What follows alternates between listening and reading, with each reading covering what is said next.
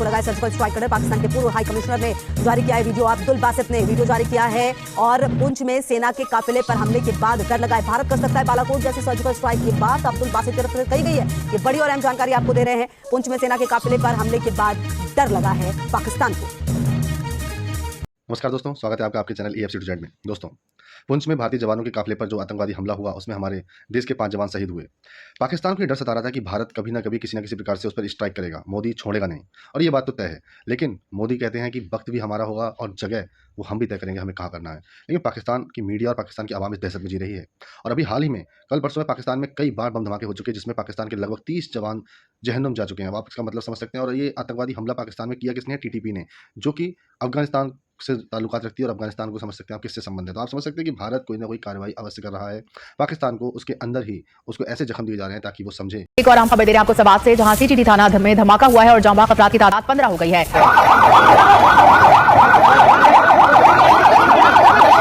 पाकिस्तान में एक दफा फिर गम और तशवीश की लहर दौड़ गई है। लोग बहुत ज्यादा परेशान हैं। 30 अफराद के शहीद होने की इतलात है। जो थाना था CTT का, उसकी इमारत गिर गई। इतने जोरदार धमाके थे। 2 धमाकों की इतलात है। आपके अंदर जो कुछ देर कबल ये अफसोसनाक वाक़ा पेश आया कि थाने के अंदर पैदर 2 धमाके हुए हैं। पहले मैंने कहा था 7, लेकिन अभी कुछ देर पहले ये खबर आई तकरीबन 20 के करीब लोग हैं जो शहीद हो गए। मैं आपको ये पूछना चाहता हूं, तुम एक प्राइम मिनिस्टर हो मुल्क में, तुम्हें पता नहीं है कि सीक्रेट निगोशिएशंस हो रहे हैं बिटवीन नेशनल सिक्योरिटी एडवाइजर्स। वो आके तुम्हें इंसिडेंटली कह रहा है कि बाय द वे वो आएगा, और तुम्हें तो पता ही नहीं है। तुम्हारा फॉरेन मिनिस्टर तुम्हारे को आके कहता है। तो उससे पहले तो इसने जिक्र कर लिया था बाजवा ने। इनको बताया गया कि जी कुछ इलाके ऐसे हैं जो दहशतगर्दों के कंट्रोल में चले गए हैं। जा रहा है कि फौज पूरी तरह से कोशिश कर रही है चीजों को कंट्रोल करने की, लेकिन फिर ये अगर ये खुद को लाया तो ये कैसे हो रहे हैं वाकया? बाजवा साहब ने मोदी को मई में पाकिस्तान आने की दावत दे दी थी और फॉरेन ऑफिस को भी नहीं पता था, जिसका पता चला शाह महमूद कुरैशी को। और शाह महमूद कुरैशी ने जब इमरान खान को पता करती, अभी तो इमरान खान ने अगले दिन मैं पढ़ रहा था इंडिया को एशियन टाइगर कह दिया।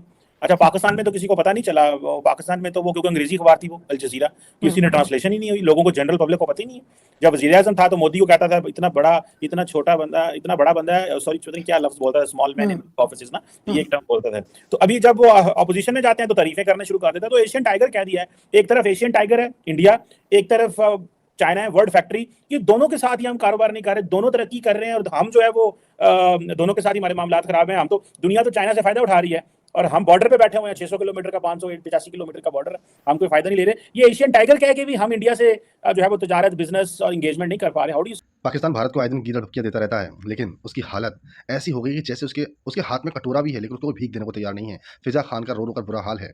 वहाँ के मंत्री ये बात कह रहे हैं कि अगर हम नल खोलें तो पानी नहीं, रोटी के लिए किचन में जाएं तो आटा नहीं, कुछ भी नहीं है पाकिस्तान में। खाने के लाले पड़ गए हैं। लेकिन कहते हैं ना, जिहादी जाहिल और मदरसा छाप लोगों की सोच जो होती है ना, वो यही होती है कि वो दूसरों को दुख देने में अपने आप को बहुत बड़ा 30 मार का समझते हैं। और उनका इलाज भी मोदी बहुत ही बखूबी कर रहे हैं। पाकिस्तान में आए दिन कुछ ना कुछ ऐसी घटनाएं हो रही हैं जिससे उनको लग रहा है कि नरेंद्र मोदी कोई ना कोई हरकत ऐसी कर रहे हैं जिससे कि पाकिस्तान अब अंदर खाने रो रहा है। भारत के नेता सही है और हमारा देश बर्बाद मुल्क है। हमारे देश में ना ही कोई सियासत है, ना ही कोई सत्ता है, केवल और केवल आर्मी का वहाँ बना हुआ मकड़जाल है जिसमें पूरी सत्ता फंस के रह जाती है। तो दोस्तों, पाकिस्तान की इस बदतर हालत पर आपकी क्या कमेंट है? तो आप अपने कमेंट बॉक्स में जरूर लिखिए और हमारी वीडियो को लाइक कीजिए, शेयर कीजिए, सब्सक्राइब करना ना भूलिए आपके चैनल EFC टू जेड को। जय हिंद, वंदे मातरम। नल खोले तो पानी नहीं मिलता, चूल्हा जलाना चाहे तो गैस दस्तयाब नहीं है। बेचारे लोग आटे की लाइनों में लगे हैं आटा लेने के लिए, वहां से बेचारे शहीद होकर आ रहे हैं। बिल्कुल, जिसकी तलाश में जाते हैं शहीद होकर आ जाते हैं बेचारे। मैं तो उनको शहीद ही कहूंगी। सबने मरना है, मैंने भी मरना है। ये देखो बात, पाकिस्तान एक बहुत बड़ी नेमत है। उन लोगों से आप पूछें कि जो लोग इस वक्त भारत के अंदर रह रहे हैं, हमसे ज्यादा हैं वो तादाद के अंदर। दूसरे दफे एक और बालाकोट अगर हुआ तो दिल्ली भी होगा। कि बाहर की दुनिया आपकी तकलीफ में समझते हुए आपके हिस्सेदार बनना चाहती है, आपकी इमदाद करना चाहती है, और आप अपने रवैये से क्या मैसेज दे रहे हैं ये मुनासिब नहीं है। और मगर फिर भी जब हम नौकरी के लिए जाते हैं फिर भी वो कहते हैं जाओ उधर जाके तुम कपड़े निकाल के खड़े रहो, हम आके देखते हैं तुम वाकई वही हो जो तुम कह रहे हो कि नहीं। ये है डिस्क्रिमिनेशन। पाकिस्तान में 282 रुपए फी लीटर पेट्रोल मिल रहा है। आवाम की मीठी ईद कड़वी हो चुकी है। ना कुछ खरीदने के पैसे हैं, ना कुछ कमाने का जरिया है। और इस मुआशी बहरान के साथ साथ सियासी बहरान, आईनी बहरान भी शिद्दत इख्तियार करता चला जा रहा है उस मुल्क में मुसलमानों के खिलाफ। और हम अपने आप को ये सवाल पूछते हैं कि अच्छा हुआ पाकिस्तान बना, और क्या मैं कहता हूं कि पाकिस्तान एक और पाकिस्तान बनेगा। देखिए, अभी उन्होंने श्रीनगर में G20 का वो बुला रहे हैं।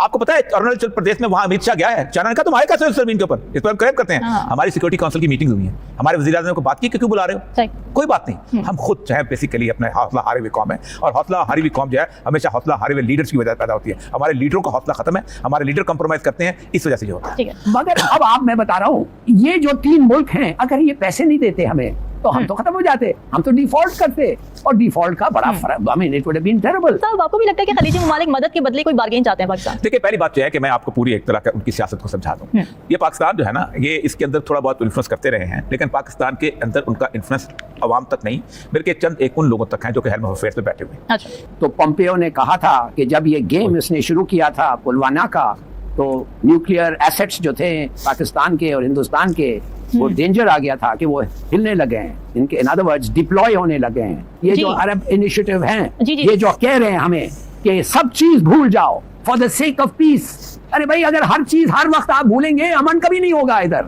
सही। आप you can not forget it. एक ना एक दिन आपको स्टांस लेना है। जो चोरी करता है उधर वो आते कहते हैं इसको माफ कर दो, ये ले लो थोड़े पैसे। 10 बिलियन मिला है अगर मुर्सी को, तो हमें क्या मिला है भाई? और it is not the amount, it is not the amount, it is हमारे अपने लोग जो जाके अपने लोगों को कन्विंस करते हैं कि मान जाओ। मैं एक बात बताऊं, पाकिस्तान की जो सियासत है ना, ये बड़ी खौफनाक है।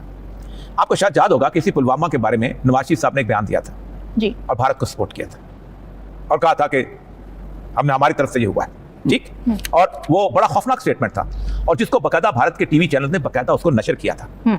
आपको शायद याद होगा कि इस स्टेटमेंट को बकायदा कुलभूषण की जो केस था उसके अंदर बकायदा उसकी वीडियो चलाई गई थी। जी, जब इस तरह पाकिस्तान की अपनी बाजवा किसी सूरत में जंग नहीं चाहता था और वो फौरी तौर पर इस पायलट को वापस भेजना चाहता था। मैं पायलट के फौरी वापस भेजने के मुखालिफ था, और बाजवा ने शिद्दत से मुझे कहा कि शेख रशीद, मामलात को समझने की कोशिश करो। जब बात हो रही है दाइश की नहीं हो रही, टीटीपी की बात हो रही है। चलिए, दाइश की बात इसलिए हो रही, टीटीपी की बात नहीं हो रही, टीटीपी की बात नहीं हो रही, दाइश की बात हो रही है।